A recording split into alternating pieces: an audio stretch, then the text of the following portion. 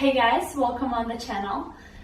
Today we'll be doing the headstand. In headstands, it's really important that you learn how to carry your weight mostly with your arms and your shoulders and put as little pressure as possible on your neck and your cervical spine. Let's just jump right into it. It all starts with a good base. It's important to know how to place your arms down on the floor. In headstands, you want to create a nice triangular construction between your elbows and your hands.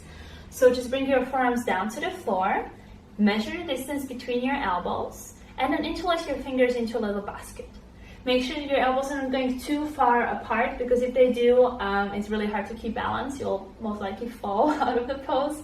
So just make sure to keep a nice stable triangular construction. Then it's important to know how to place your head into the basket. Keep in mind to place the crown of your head on the floor. You want to keep your neck in a nice neutral position. So imagine you're wearing the headphones and your head is touching the floor approximately where the headphones would touch the floor, or your head. Yeah, your head. Anyway, so creating the basket, measuring the distance between your elbows, place the crown of your head down to the floor. Make sure it's not the forehead or the back of your head. Once you have that, curl your toes under and lift your knees away from the floor. Make sure to keep your shoulders engaged. Look at my shoulders now. They can be like this, or option number 2 would be this. Yep, I'll show you from this angle. So option number 1 was this. Option number 2, this. In the first option, I was not engaging any muscles and I was carrying all the weight on my head and my neck. While in the other option, option number 2, I was engaging the strength and putting as little pressure on my neck as possible. So try to do that too. Keep your shoulders away from your ears. If you want to have a mantra for your headstand practice, let it be shoulders away from the ears. It's really important that you do that.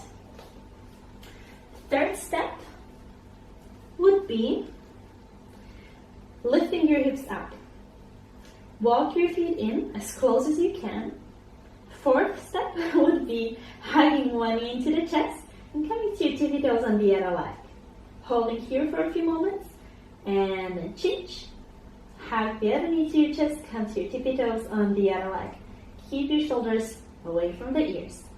Once you're fine with this, you can try to hug both knees into your chest and create a little headstand egg. This is a really nice way to practice. You can stay here if you want to. It's a great way how to learn to keep balance, but also to build up strength.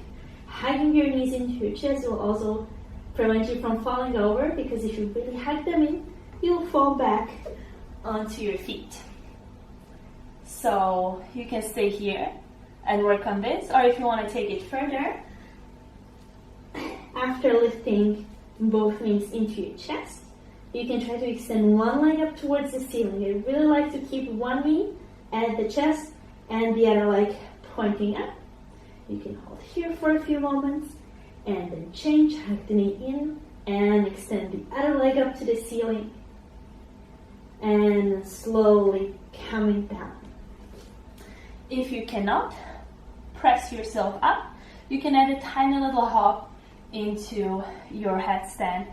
Nothing too harsh.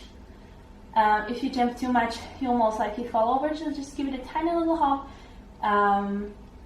And yes, I'll show you how to do that. So one leg is up, and this other leg, I will bend the knee a little and just hop, hug the knee to the chest as soon as I leave the floor, and then come down.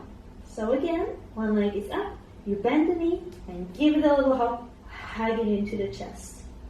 If you find yourself falling over, don't panic, just bend your upper leg, half point or demi point your toes, and land on your feet, just like we did in the forearm stands. If you're afraid to try falling on your own, you can ask your teacher or friend to help you, but it's just important that you understand that it's a necessary part of the process and it's totally fine to fall. So hope this worked for you. Let me know if you have any questions.